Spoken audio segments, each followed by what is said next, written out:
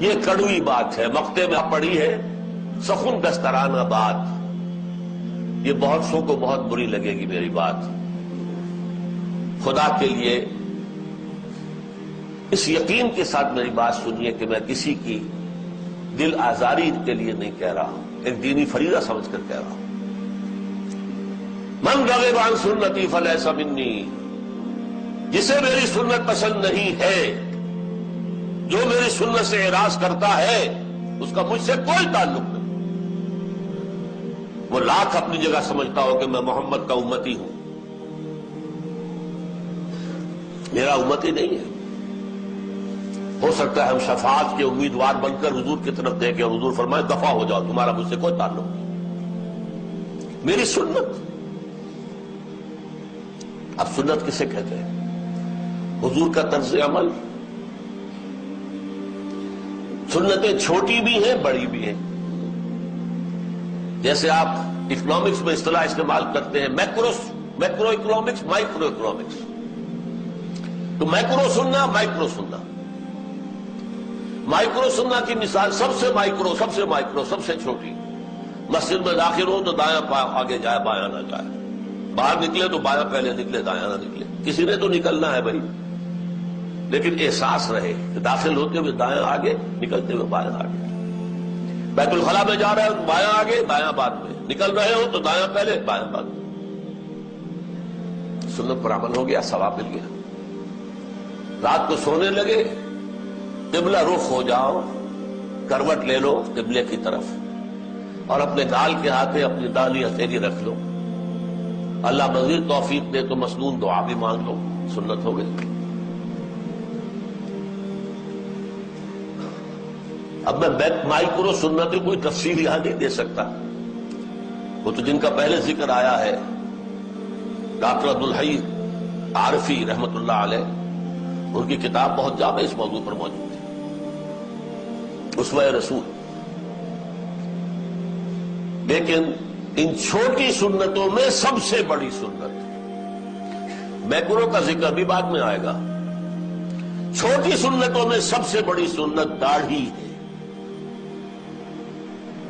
جس کا رکھنا سنت مؤکدہ ہونے میں تو شک ہی نہیں ہے، بہت سے علماء کے نزدیک واجب ہے۔ اور یہ سنت وہ سنت ہے جس کے لیے حکم دیا حضور نے، کیف اللحا وقص الشوارب، داڑیاں بڑھاؤ اور مونچھیں کتراؤ۔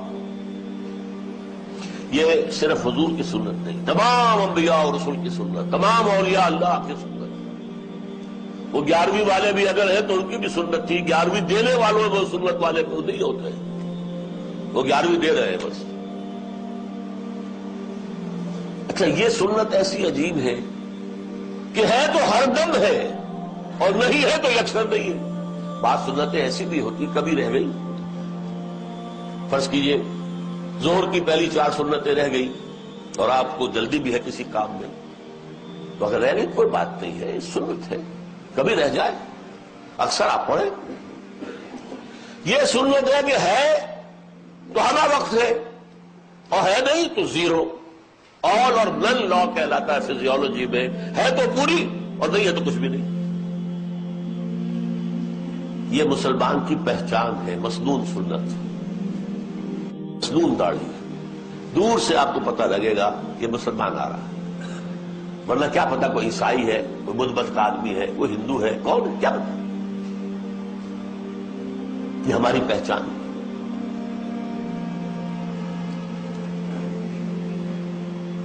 من رغب عن سنتی فلیس منی۔ غور کر لیجئے، ہم نے کسی کی سنت کو چھوڑ کر کسی کی اختیار بھی تو کی ہے۔ حضور کی سنت چھوڑ کر کرزن کی سنت اختیار کی کہ نہیں؟ کسی نہ کسی کا تو راستہ آپ اپنائیں گے۔ داڑھی مڑانا کب سے شروع ہوا؟ جب کرزن صاحب تشریف لائے تھے انگریز کی پیروی میں، الناس علی دین ملوکہم، اور اب وہ روشیں چل رہی ہے، پوری دنیا کا معاملہ یہی ہے، بھیڑ چال ہے۔ میں نہیں سمجھتا آپ میں سے کوئی ایک آدمی بھی ایسا ہو جس نے سوچ سمجھ کر حضور کی سنت ترک کر کے اور داڑھی بڑھانی شروع کی. نہیں رواج ہے بس. لیکن اس پر بھی ہمارے علماء اب کچھ کہنے کی پوزیشن میں نہیں رہے. جمعہ کے خطبوں میں تو یہ باتیں آنی چاہیے. کیا کہیں دیہات میں جاگیردار یا کزمیندار سامنے بیٹھا ہوا داڑھی مڑائے ہوئے, کیا کہیں اس کے سامنے. شہروں میں بھی اکثر و بیشتر انتظامیہ کے افراد جو ہیں وہ داڑھی موڑے ہیں, کیا کہیں.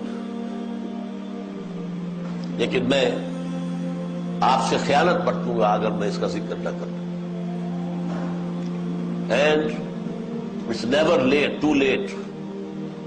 اب بھی چاہے آپ کی عمر 60 کی ہو گئی ہو, 70 کی ہو گئی ہو, نہ گھبرائیے کہ کیا کہیں گے لوگ. داڑھی رکھیے, جوان ہے ضرور رکھیں, ضرور رکھیں, ضرور رکھیں.